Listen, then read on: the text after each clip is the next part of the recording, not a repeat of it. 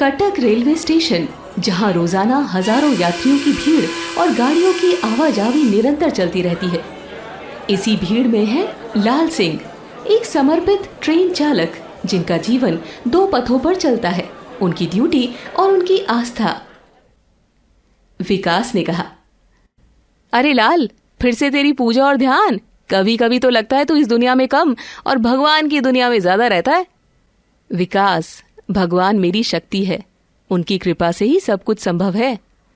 लाल सिंह का जीवन एक साधारण ट्रेन चालक का नहीं था, बल्कि वे एक समर्पित रेलवे ट्रेन चालक थे जो अपनी ड्यूटी को उतनी श्रद्धा से निभाते थे जितनी कि वे भगवान शंकर की पूजा करते हैं। सुबह से शाम तक लाल सिंह का जीवन इन्हीं दो पथों पर चलता है, एक और उनकी ड्यूटी और दूसरी और उनकी आस्था। हे भोलेनाथ, मेरी रक्षा करना। आज का दिन भी बिना किसी बाधा के निकले।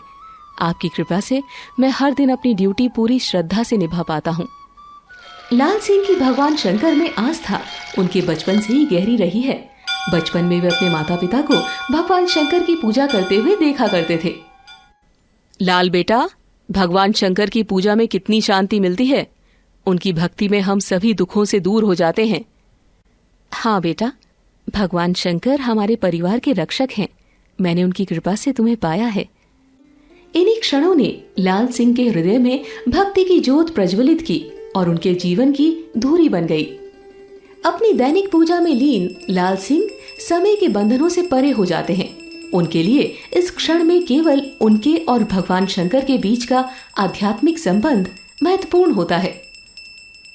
ओम नमः शिवाय, ओम नमः शिवाय, ओम नमः शिवाय। हे भोलेनाथ, मेरी रक्षा करना। आज का दिन भी बिना किसी बाधा के निकले। आपकी कृपा से मैं हर दिन अपनी ड्यूटी पूरी श्रद्धा से निभा पाता हूँ। घड़ी की सुइयां घूमती रही, लेकिन लाल सिंह की समाधि भंग नहीं हुई। उनकी भक्ति की गहराई में समय और संसार की चिंताएं मिट जाती हैं। कब तक लाल इस तरह अपने आप में खोए रहेंगे? उनकी भक्ति तो अटूट है, पर कहीं इनकी कीमत हमारे परिवार को न चुकानी पड़े। जब भी वो भोलेनाथ की पूजा करने बैठते, वो उनकी भक्ति में इतना लीन हो जाते कि उन्हें बाहर की दुनिया की कोई खबर नहीं होती। बहुत बार ऐसा हुआ कि उनके पूजा के समय फोन की घंटी या दरवाजे की घंटी बजती, लेकिन उन्हें वो सुनाई नहीं देती। उस समय लाल सिंह भगवान शंकर के भीतर ही समा जाते। लाल, ये क्या हो रहा है? मैं 2 घंटे से बाहर खड़ी हूँ। दरवाजे की घंटी बजाने का क्या फायदा अगर आप सुनते ही नहीं?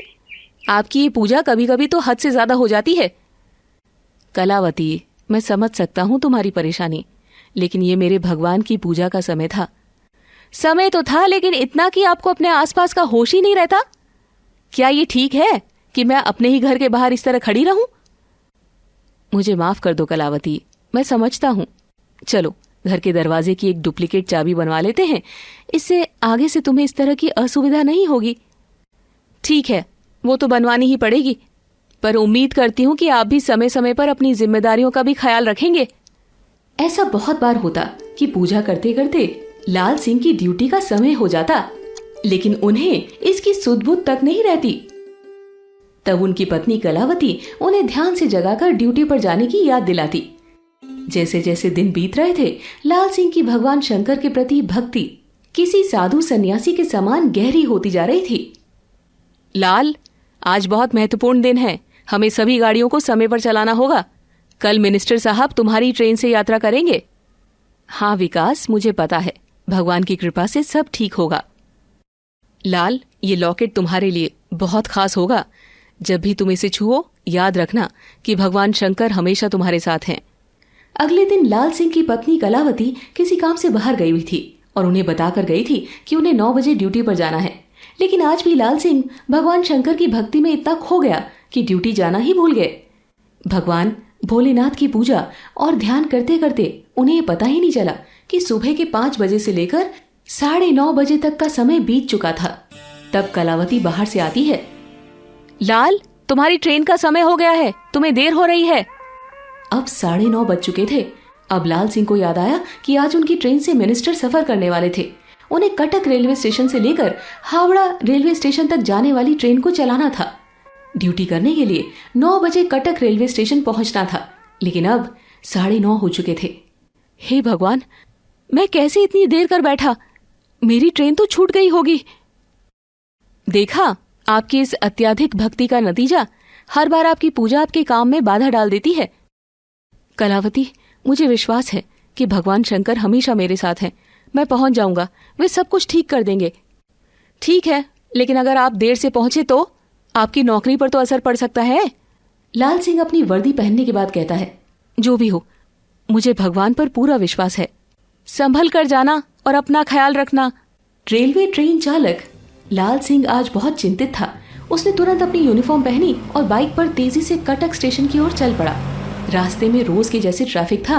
लाल सिंह तेजी से बाइक चलाते हुए कटक स्टेशन पहुंचा और देखा कि प्लेटफॉर्म खाली था और उसकी ट्रेन जा चुकी थी। मुझे देर हो गई, ट्रेन तो जा चुकी है। लाल सिंह स्टाफ रूम में गए और अपने साथियों से पूछा, मेरी ट्रेन कहाँ है? क्या वो पहले ही चली गई?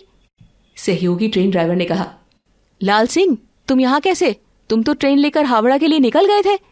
लाल सिंह ने अपने मन में सोचा, ये कैसे संभव है? मैं तो पूजा में व्यस्त था। लाल सिंह की इस अनपेक्षित स्थिति ने उन्हें चौंका दिया और वो विस्मय में डूब गए। एक ऐसी घटना जो उनकी समझ से परे थी।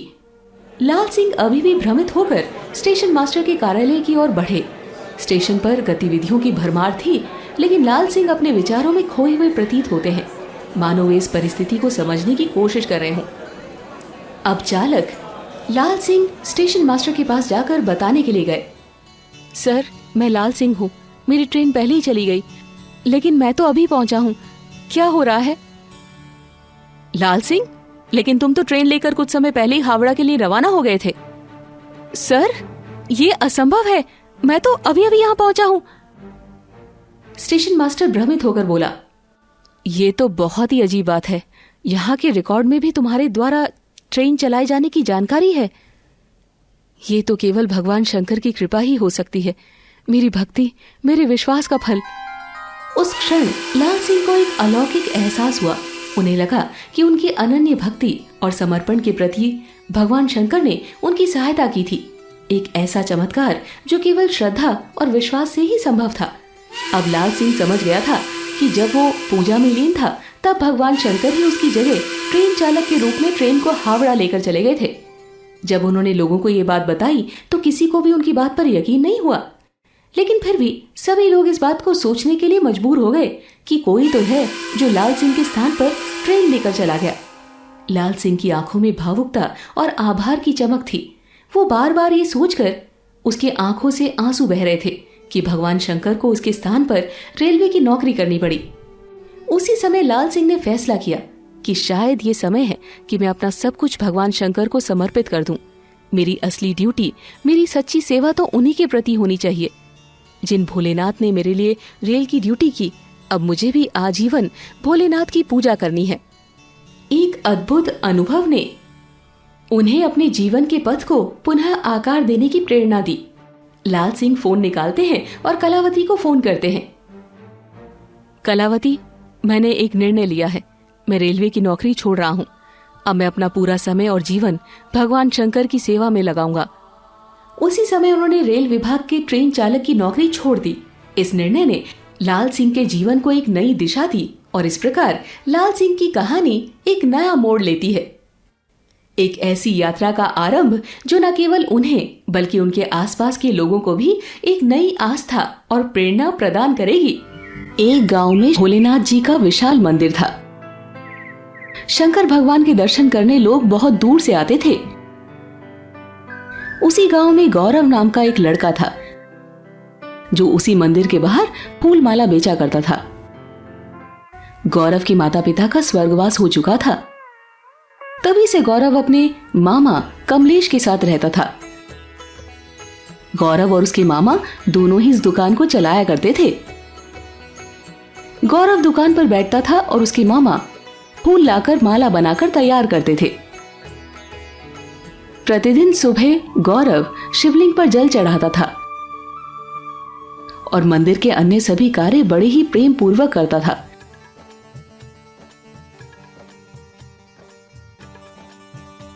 और सुबह शाम आरती में भी भाग लेता था। ये मंदिर गांव के अमीर सेठ धनराज के पुरखों ने बनाया था। एक दिन धनराज सेठ उनकी दुकान पर आए और कहने लगे, मेरी बेटी का विवाह है। मैं बिल्कुल ताजे ताजे फूल अपने घर में सजाना चाहता हूँ। आप लोग 3 दिन बाद फूल भेज देना, और हाँ, टाइम पर आ जाना। मुझे देरी बिल्कुल भी पसंद नहीं है। सेठ जी, इतने ज्यादा फूल इतने कम समय में हम कहाँ से लाएंगे? तब गौरव ने धीरे से मामा के कान में कहा, मामा जी, सब हो जाएगा, आप चिंता मत करो। भोले बाबा की कृपा से हमें बहुत बड़ा काम मिला है। सेठ जी उन्हें एडवांस पैसे देकर चले गए। अगले दिन गौरव मंदिर में गया और भगवान भोलेनाथ से प्रार्थना करने लगा। हे भोले बाबा, आपकी करुणा कृपा से हमें बहुत सालों बाद एक बड़ा काम मिला है। हमारी मदद करना बाबा। और तो और, मेरा काफी समय से आपको 56 भोग खिलाने का मन था, पर कभी ये संभव भी होगा यही सोचता था मैं। पर अब आपके आशीर्वाद से ऐसा लगता है कि ये संभव है। यदि हमारा ये काम अच्छे से हो गया तो मैं आपके लिए 56 भोग का जरूर प्रबंध करूंगा। ये कहकर वो अपनी दुकान पर आकर बैठ गया। अगले दिन गौरव और उसके मामा मंडी फूल लेने गए। वहां जाकर उन्होंने ताजे और रंग बिरंगे फूल खरीदे और 2 दिन तक लगातार उन दोनों ने बड़ी मेहनत से उसकी बड़ी बड़ी मालाएं तैयार की। फिर 2 दिन बीतने के बाद तीसरे दिन उन्होंने माला के गट्ठर एक बैलगाड़ी में रखे और दोनों सेठ जी के घर की ओर निकल पड़े। पहले दिन बारिश होने के कारण रास्ते में कीचड़ भरा हुआ था। थोड़ी दूर चलने के बाद ही उनकी गाड़ी का पहिया एक गड्ढे में फंस गया। उन्होंने काफी कोशिश की पर वो नहीं निकला। गौरव दुखी होकर आंखें बंद कर भोलेनाथ को याद करने लगा। दोबारा वो अपने मामा के साथ गाड़ी को धक्का लगाने लगा, लेकिन गाड़ी का पहिया निकल ही नहीं रहा था। काफी देर कोशिश करने के बाद वे थक कर बैठ गए और कुछ लोगों का इंतजार करने लगे जिससे उन्हें मदद मिल सके। कुछ समय बीत जाने के बाद उसी रास्ते पर उन्हें कुछ लोग दिखाई दिए। उसके मामा ने उनसे मदद मांगी। सबने मिलकर बैलगाड़ी को धक्का लगाया पर वो नहीं हिला। सबने मिलकर फिर से कोशिश की तो तभी बैलगाड़ी पलट गई और सारे फूल कीचड़ में गिर गए। फिर सबने मिलकर बैलगाड़ी को सीधा किया। बैलगाड़ी के पलटने से सारे फूल खराब हो चुके थे। ये देख गौरव और उसके मामा कमलेश दोनों बहुत दुखी हो गए। उनकी बरसों की पूंजी इसमें लगी हुई थी और दूसरी तरफ सेठ जी के घर फूल नहीं पहुंचे तो वो गुस्से में न जाने क्या करेंगे। हो सकता है उन्हें मंदिर के बाहर दुकान भी न लगाने दें। मामा जी, अब दुखी होने से क्या फायदा? जो होना था वो हो चुका है। अब हमारे लिए यही अच्छा होगा कि हम सेठ जी को सब सच सच बताएं और उनसे माफी मांग लें। दोनों ये सोचकर सेठ जी के घर पहुंचे। वहां जाकर दोनों ने सेठ जी को सारी बात बताई। तुम मुझे बेवकूफ समझते हो? तुम लोगों को मैं अच्छे से पहचानता हूँ। तुम जरूर मेरे सारे पैसे खा गए होगे और अब झूठी झूठी कहानियां बना रहे हो। एक तो मेरा इतना नुकसान कर दिया है। ठीक है, कोई बात नहीं, तुम लोगों को तो मैं बाद में देख लूंगा। आज मेरी बेटी की शादी है और मैं यहाँ और तमाशा नहीं करना चाहता। निकल जाओ यहाँ से। वो दोनों बेबस होकर वहां से चले आए। अगले दिन सेठ जी कुछ लोगों को कमलेश की दुकान पर लेकर आए और उनकी दुकान का सारा सामान रास्ते पर फेंकवा दिया।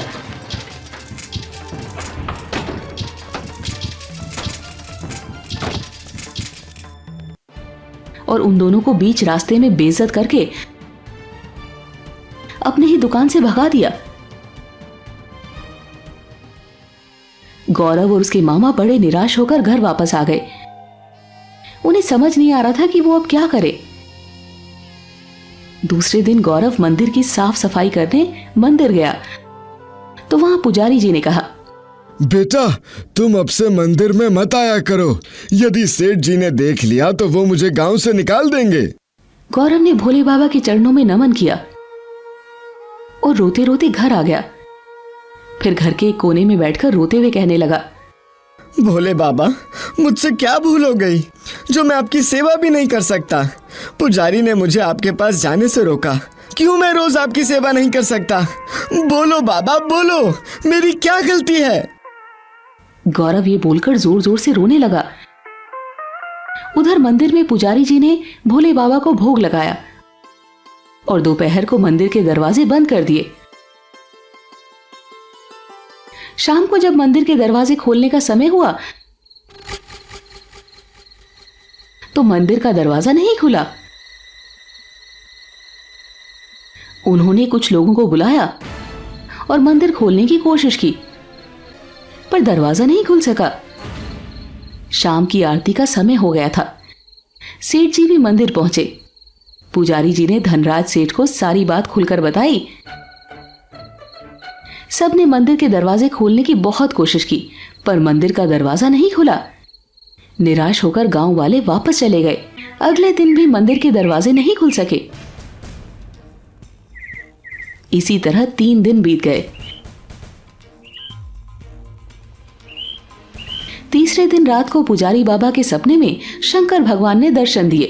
वे बहुत गुस्से में थे। तुम लोग दरवाजे कभी नहीं खोल पाओगे।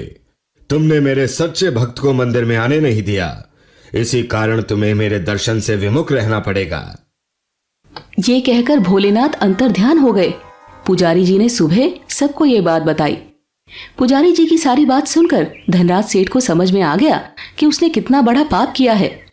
वो बिना देर किए पुजारी बाबा को लेकर गौरव के घर गए तो उसके मामा ने बताया, गौरव को आज सुबह ही मंदिर के दरवाजे ना खुलने की बात पता लगी तो वो भागते हुए मंदिर की तरफ ही चला गया। ये सुनकर सब मंदिर पहुंचे, मगर वहां जाकर देखा तो मंदिर में कोई नहीं था। कुछ देर बाद मंदिर के दरवाजे अपने आप खुल गए और सबने देखा मंदिर के अंदर गौरव भगवान शंकर जी की आरती कर रहा था। गौरव को आरती करते देख सभी आरती में शामिल हो गए। आरती संपूर्ण होने के बाद जब सबने गौरव से पूछा कि मंदिर के दरवाजे उसने अकेले कैसे खोले, तो उसने बताया, मैं जब मंदिर के बाहर पहुंचा तो देखा मंदिर के दरवाजे बंद थे, पर जैसे ही दरवाजे के सामने खड़ा हुआ तो वो अपने आप खुल गए। सब भोलेनाथ की कृपा है। मैंने तो कुछ भी नहीं किया। जो भी किया सब मेरे शंकर भगवान ने किया। बोलो शंकर भगवान की जय। फिर सेठ जी ने गौरव और उसके मामा कमलेश से माफी मांगी। उनको पैसे भी दिए। उन पैसों से गौरव और उसके मामा ने बड़े भक्ति सहित 56 भोग का आयोजन किया। उन दोनों की भक्ति भाव को देखकर मंदिर के पुजारी ने उन्हें मंदिर में ही दिनचर्या सेवा करने के लिए कहा। उस दिन से गौरव और उसके मामा दिन रात मंदिर की सेवा में लगे रहते थे और सुबह शाम दोनों भगवान भोलेनाथ की भक्ति में लीन रहते थे। तो हमें इस कहानी से ये शिक्षा मिलती है कि कभी किसी का हक हमें नहीं छीनना चाहिए। इससे भगवान हमसे कभी भी रुष्ट हो सकते हैं।